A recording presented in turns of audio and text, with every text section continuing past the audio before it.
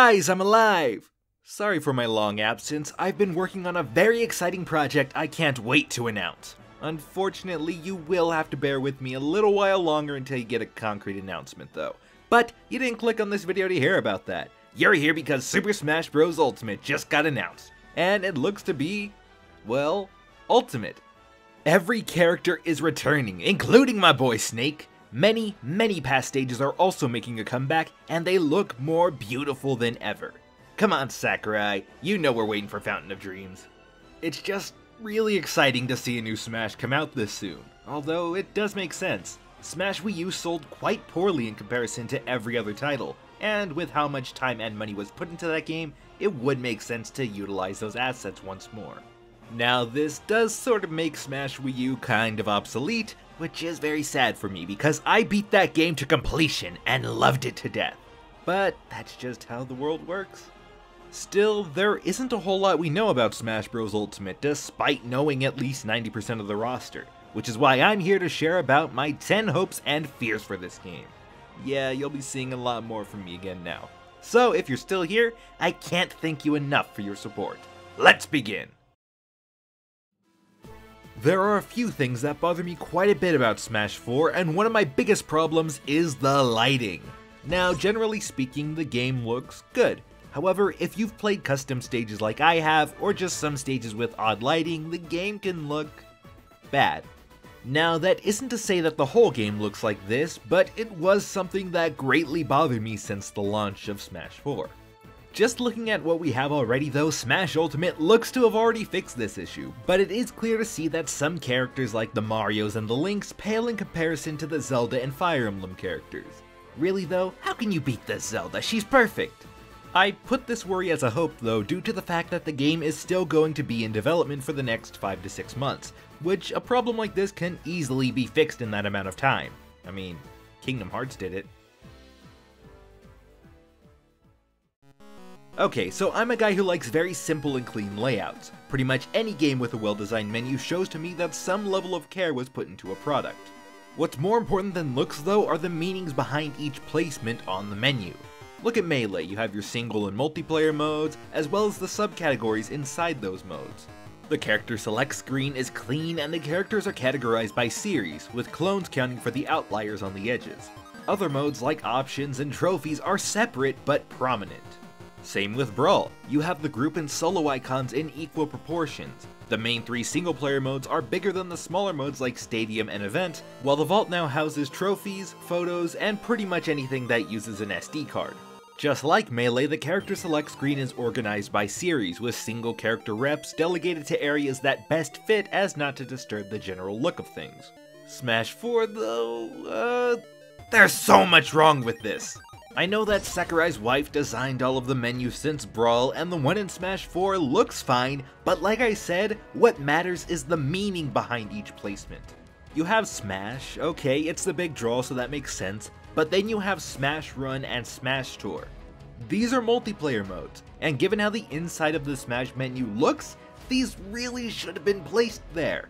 Also, rules could have easily been moved to the side, as it ruins the whole aesthetic. Like, why is it there? And that's just the multiplayer stuff.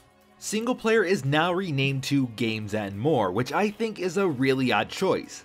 Granted, you don't just have solo modes, but even in Brawl, where you could have 2 players for its modes, it was still labeled as solo.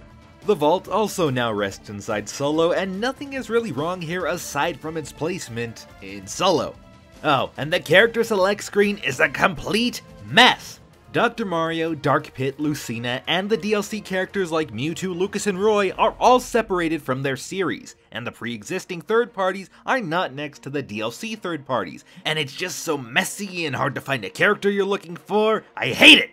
I can go on and on about this, but there's already a better video done by Relaxalax that does that. Language warning, by the way. So when all is said and done, I really want a better layout for the menu akin to prior Smash games. Ones that clearly define the purpose of each mode, layouts that add up because of their naming and content, but above all else, I just want a really nice character select screen. Ultimate has the advantage in this area because all of its characters are already in the game, so it only makes sense to categorize them by series again. Or, what's more likely to happen, the characters will be organized by their order of appearance in the Smash games, much like the introduction video. This is not my preferred layout, but at least it does make sense. Gosh, I can't believe I got all that from a simple topic like a games menu.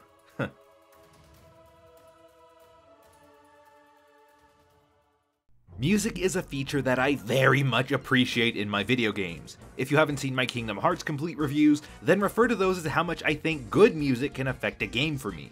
No matter what, I think that great tracks can enhance a gameplay experience exponentially, and for games like Smash specifically, I need some nice varied music for each match. Smash 4 delivered this in spades, but there was a screw up somewhere. Their length. Now, I don't mean to harp on Sakurai for the shortcomings of an overall great game, but Smash 4 very much tried to cater to a more casual audience, much like Brawl, which is fine, but it was quite detrimental in the end. I'm all for inclusivity and accessibility in my games, it's why I love them so much, but did you really need to make each song around 2 minutes long? Just look at that official CD, look at it! No track even reaches the 2.5-minute mark. And why is that? We don't exactly know, but the most likely bet is that Sakurai wanted the multiplayer to center around 2-minute matches. I mean, it's even the default option every time you start the game! That is why I'm very hopeful for longer music tracks, as it gives the player more to listen to, as well as the composers more to work with. Really though, I just want the DK rap to come back in its entirety. I miss you, Chunky!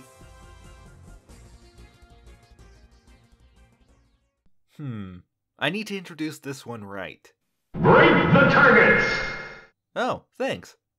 Break the Targets was my favorite extra mode in Melee. I found it to be a great way to test each character's abilities and even learn a bit more about how to utilize your main. I seriously learned about wall jumping from this mode, and I will be forever grateful for how much it's helped me in matches. I wasn't too big of a fan of Brawl's iteration, but I did understand the reason. With 14 more characters than Melee, that would be a lot more stages to make and targets to break. This is a video about my hopes though, so new Break the Targets for every character, please!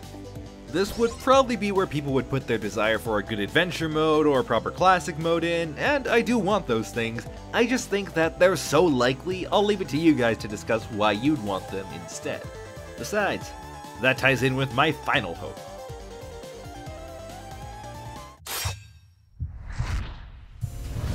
Above all else, the #1 hope I have for Super Smash Bros. Ultimate is just a fun way to unlock the characters. Smash 4 was kind of lacking in this department, as you could unlock everyone within 100 matches, making any alternate unlock method kind of pointless.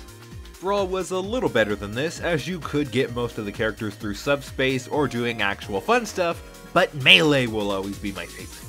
Now I know some of you will point to the fact that Mewtwo takes 20 hours to unlock, when in reality it's only 20 man-hours.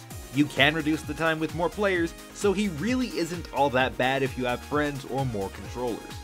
Because the match cap was so high for each character though, alternate methods were really what you wanted to go for, and that was where most of my hours went into. Beating classic mode as a specific character, playing through certain event matches, all of those gave a great sense of accomplishment to me when I finally overcame a tough challenge and earned my prize. Getting Final Destination by completing event mode was more than worth it, and having a fully completed game is one of the best feelings ever! Please, oh please do this again, Sakurai. I know you've streamlined the conditions for unlocking characters, but I truly just want a fun way to unlock everything. Give us that adventure mode we've been asking for since Brawl. Give us those break the target modes and cool event matches. Just give us things that add to the single player content. Smash is built on its multiplayer and fun gameplay, yes, but it's really nice to have those extra things to do outside of that. Who knows, maybe if we get Smash Run back we'll have to do that 20 times to unlock someone. I'd be down with that. All those hopes are nice, but with that said, there are a few things that worry me.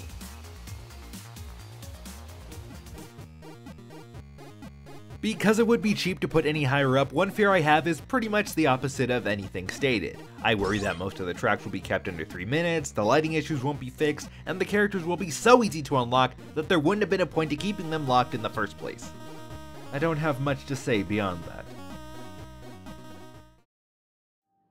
Alright, so I know for a fact that this one is going to come true in some capacity, but hear me out.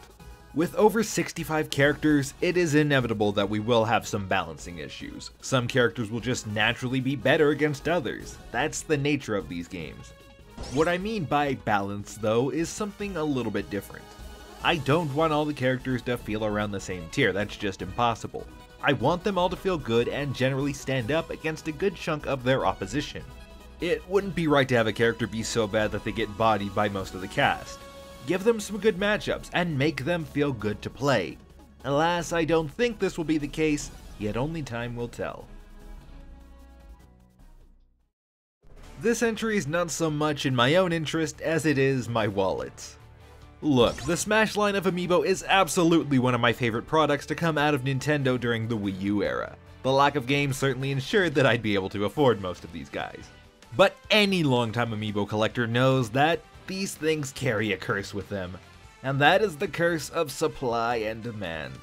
Some characters were simply unavailable at the stores they were exclusive to, and in the very memorable case of Ness, he crashed the servers of GameStop on April 2nd, 2015, a day that will live in infamy in the minds of collectors everywhere.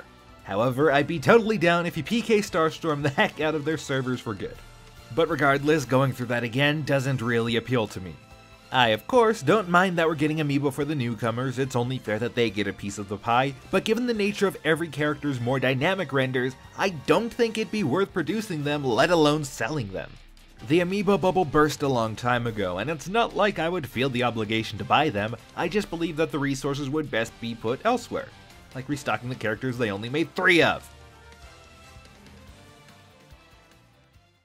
I brought this up once already in my hopes, but that would really just be making the best of this mode if it returned, and that is Smash Tour.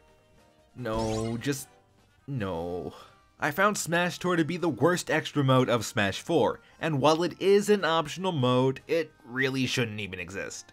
For those that don't know, Smash Tour puts 4 players on a board and they have to collect as many buffs and characters as they can in a given amount of turns. At the end, a battle ensues with your buffs and characters until a winner is decided. I really like the idea of having different characters per stock, it really gives me that Project M All-Star Vs mode vibe. Looking at it as a whole though, especially compared to Smash Run, Smash Tour has no chance. A lot of it is centered around luck, what shows up, the amount of spaces you move, etc. Like most things in Smash Wii U, I appreciate what was attempted to change from the 3DS version, but the execution could have been so much better. Yeah, you can have about an hour of fun with the right people, but my friends and I just preferred to play vanilla Smash in the end. Here's hoping that if they do bring it back, it's more engaging, the endgame has its own special option, and bring back Smash Run 2, because that deserved more love. When looking at what we know of Ultimate, the game is shaping up to be a respectful celebration of everything Super Smash Bros. From its inclusion of every single character in the series to what looks to be most of the original stages, I can't wait to dig into this awesome looking milestone just before the series reaches its 20th anniversary. And I know this point can come off as perhaps fanboyish or ungrateful, but the main thing I worry about for this game is the lack of new content. I don't mind if they redo Melee's adventure mode or break the targets, I don't care if the music is from all the past games, but I truly want more than 4 newcomers that aren't Echo Fighters, and just new stuff in general. This could be considered a hope, but I don't think it's really likely.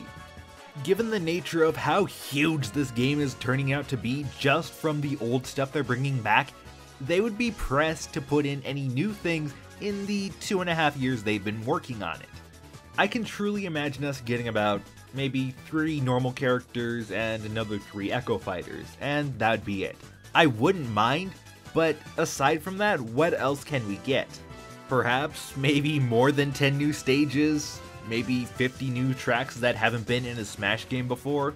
That may be a little bit high of a number, but I am just throwing out ideas because I really don't know what they could add, and that's awesome, but it still confounds me that I can't think of anything else they can add. I do have an idea for a video for the 6 newcomers that I mentioned, and it will come out very soon. Hopefully they don't get announced by then. But in the meantime, I just want to know your opinion. Are you worried that there won't be much beyond what we've already seen? Or do you think that they will be able to come through with new things, perhaps things that we've never seen in a Smash game before? Let me know in the comments below. Thanks for watching, and until we meet again.